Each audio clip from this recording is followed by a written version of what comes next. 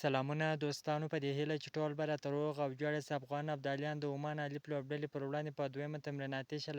لوبه کې یو ځل بیا سره مخ شوي دي، چې په دغه لوبه کې افغان ابدالیانو د لوبې ټاس وګټي او په خپله د توپ ونې پرېکړه وکړه. افغان ابدالیانو نن د عمان الف لوبډلې پر وړاندې ډېره زبردسته بهترینه توپونه ترسره کړه، چې په پوره شل اورونو کې د شپږو لوبغاړو په سوځېدو سره 190 منډې جوړې کړې، چې د عمان الف لوبډلې ته د 191 منډو هدف کېښود. د افغان ابدالیانو په ګټه په توپونه کې کریم جنت، زبید اکبري، شهیدالله کمال درې واړو ډېره زبردسته بهترینه لوبه ترسره کړله، چې زبید اکبري 50 منډې جوړې کړې، شهیدالله کمال 40 منډې جوړې کړلې